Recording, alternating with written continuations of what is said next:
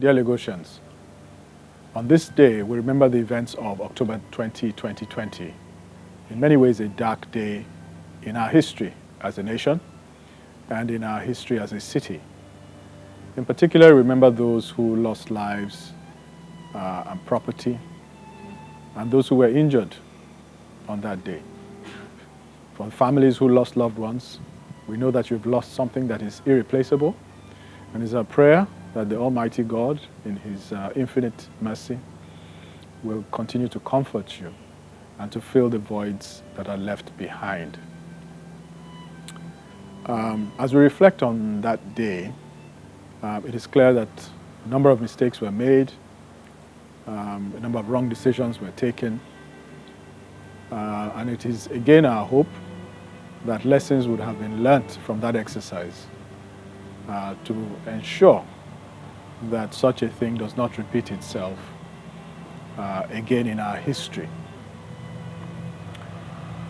We must also salute the courage of the endless number of young people who came forward with resolve, with conviction, with great passion and a sense of patriotism to take a stand for their beliefs, to stamp their authority on a system that treats them unfairly, and insisting that their voices should be heard. Again, we salute your courage. And in many ways, this nation and this state owes you a great debt of gratitude. Now, as we reflect on the events of that day, we must also have a deep sense of history and historical significance, but also of thankfulness. And why do I say thankfulness? Out of crisis, often, are the seeds of opportunity sown. And one of the victories that we have won through that exercise is an increased sense of awareness of the role of the people and the role of the electorate in driving democracy and in holding leaders to account. Indeed, it is very clear that for democracy to succeed, the people must take ownership of it. The people must take ownership of it. And we must again salute those young people who brought this to the public consciousness.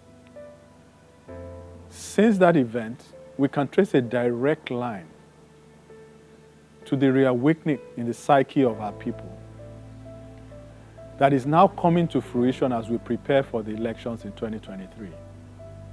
I'm sure many of us have seen the increased fervor, the increased engagement of many of our people around the electoral process.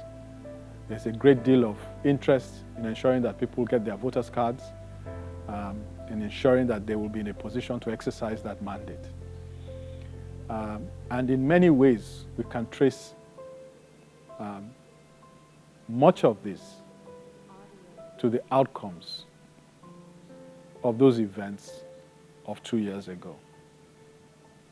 I want to encourage all our citizens, but in particular our young people, that you must not relent. That when we say the future of this country is dependent and rests on the youth, it is not an academic statement. Indeed, in this period, as in no other period before, it carries within it the seeds of truth in a way such as we have never seen before. Because you, the young people, will determine what happens in 2023. And what you come out and say collectively with one voice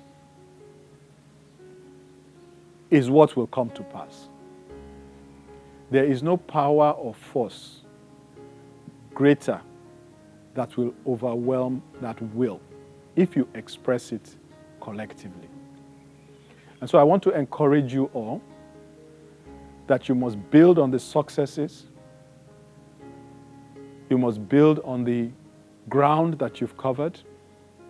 Most importantly, you must honor the memories of your compatriots who either lost their lives or were injured in those activities of 2 years ago. This is the period to build on that foundation. And I encourage you all to come out, to be engaged in the process in an enlightened way. Find out who is running for president. Find out who is running for governor. Find out who is running for senator in your respective constituencies, House of Rep, State House of Assembly. Try to know who they are, assess them, and make your judgments. And then bring your collective will to bear. I am very hopeful that this period is a time when we will break into a new era in our democracy. We will see a reawakening, a maturing of our democracy in a way such as we've never seen before. And that confidence is based on my sense of the energy, the resolve, and the conviction of the youths, which I've seen play out over the last 2 years. I thank you, and God bless you, and God bless Nigeria, and God bless Lagos State.